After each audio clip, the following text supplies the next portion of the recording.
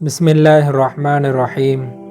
नाज़रीन, आज एक ऐसा वाक़या लेकर हाज़िर हुआ हूँ जिसे सुनकर हम अपने ईमान में एक अजीब किस्म की कैफियत महसूस करेंगे इंशाअल्लाह।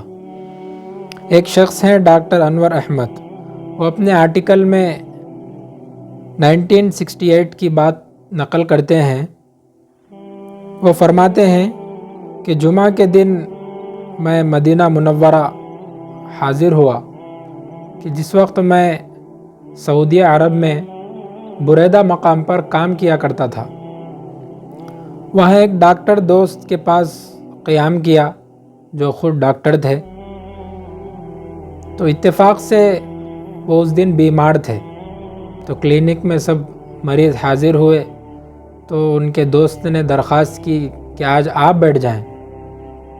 तो वो फरमाते हैं कि मैं जिस वक्त क्लिनिक में बैठा तो एक बूढ़ा देहाती शख्स आया और आकर मुझसे कहने लगा कि एक मरीज़ को देखने जाना है उहद पहाड़ पर, जहाँ पर शुहदाए उहद दफन है।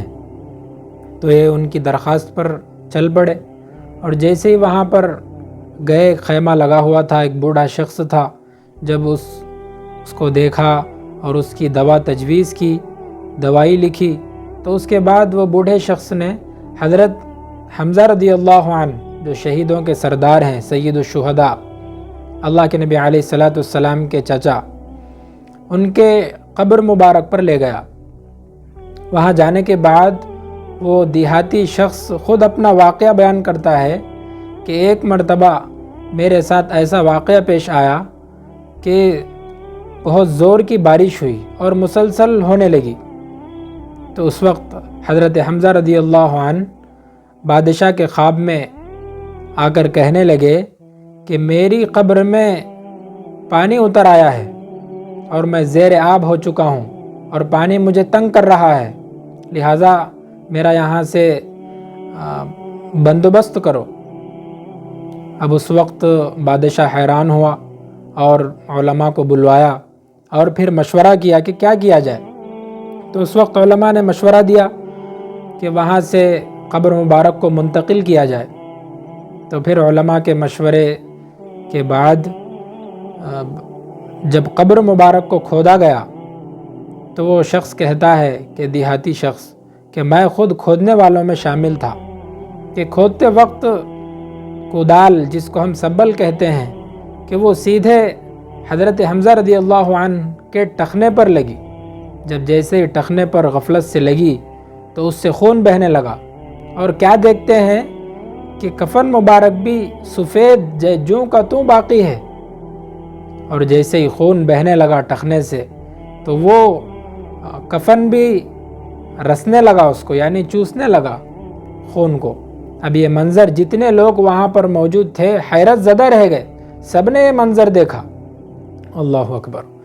ये शख्स अपना चश्मदीद वाक़या बयान करता है तो हैरत का मकाम है। सोचने की बात यह है कि जो लोग एथिस्ट और मुल्हिद, यानी जिनको लादीन और लामज़हब कहते हैं, कि जिनका कोई दीन नहीं होता, जिनका कोई मज़हब नहीं होता, वो ये कहते हैं कि मरने के बाद की कोई ज़िंदगी नहीं है। जैसे मर गए सब हम ख़त्म हो गए, गल कर सड़ कर ख़त्म हो जाएंगे। मरने की बाद की ज़िंदगी, अज़ाब किसने देखा है, आखिरत, जन्नत, दोज़ख ये किसने देखा है, इस तरह का उनका अक़ीदा होता है।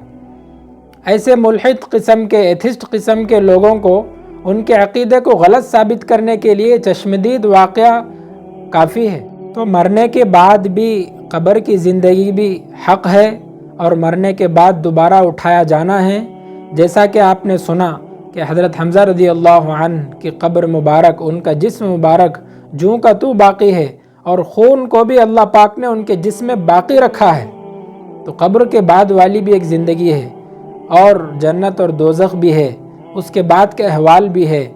तो लिहाजा ये इस्लामियात बिल्कुल बरहक साबित हो रहे हैं। ये कोई अल्लाह के नबी अलैहिस्सलाम के दौर का वाक़या तो नहीं है और ना ही कोई पुराना क़िस्सा और अफ़साने की बातें हैं, बल्कि यही हालिया 1968 का वाक़या वो शख्स नकल कर रहा है। تو اس سے ہم کو ضرور سبق لینا چاہیے اور دوست احباب کو، متعلقین کو اس ایمان افروز واقعے کی خبر دینی چاہیے تاکہ ان کے ایمان میں بھی اضافہ ہو۔